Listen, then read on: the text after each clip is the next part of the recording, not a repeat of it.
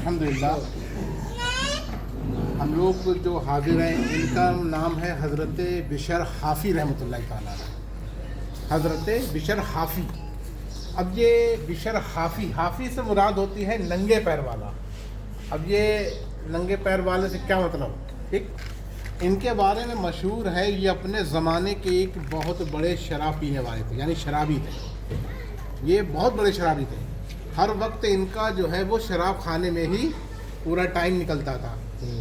ایک مرتبہ یہ اپنے گھر سے شراب پینے کے لیے جا رہے تھے، راستے میں انہیں زمین پر ایک ٹکڑا نظر آیا۔ انہوں نے اس ٹکڑے کو اٹھایا اور اس کو کھولا تو اس پر لکھا ہوا تھا بسم اللہ الرحمن الرحیم۔ جب انہوں نے یہ دیکھا تو اس کو اٹھایا، اس پہ خوشبو لگائی اور اسے اونچی جگہ پر رکھ دیا اور اپنے آپ جو ہے وہ شراب پینے چلے گئے۔ اس دور کے اللہ کے ایک ولی کو خواب میں آواز سنائی دی کہ میرا پیغام بشر حافی تک پہنچا دو۔ اس نے میرے نام کو بلند کیا، میں نے اس کو بلند کر دیا۔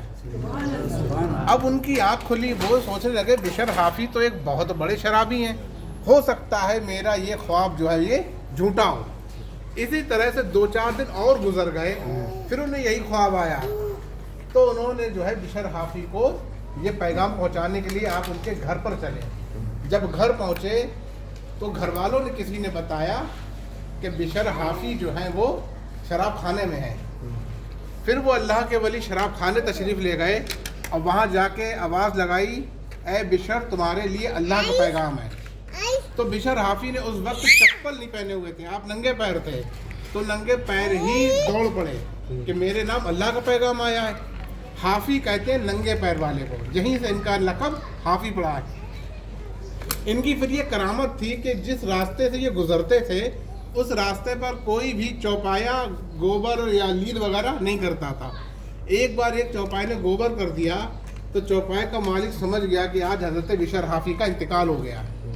اور جب ان کا انتقال ہوا اور ان کو قبر میں رکھا گیا تو لکھنے والے راوی لکھتے ہیں کہ جب ان کو قبر میں اتار دیا گیا تو اللہ پاک نے ان سے فرمایا، اے بشر میں نے تجھے بخش دیا۔ جب اتنا انہوں نے سنا حضرت بشر حافی نے تو فرمایا کہ یا اللہ اس سے زیادہ بھی کچھ۔ تو اللہ تبارک و تعالیٰ نے ارشاد فرمایا، اے بشر میں نے جس نے تیری نماز جنازہ پڑھی میں نے ان سب کو ہی بخش دیا۔ اس کے بعد پھر بشر حافی رحمۃ اللہ تعالیٰ فرماتے ہیں کہ یا اللہ اس کے علاوہ بھی کچھ؟ تو اللہ کی رحمت کو جوش آتا ہے اور اللہ پاک ارشاد فرماتا ہے، اے بشر اب سے لے کے قیامت تک جو تجھ سے محبت کرے گا میں نے سب کو بخش دیا۔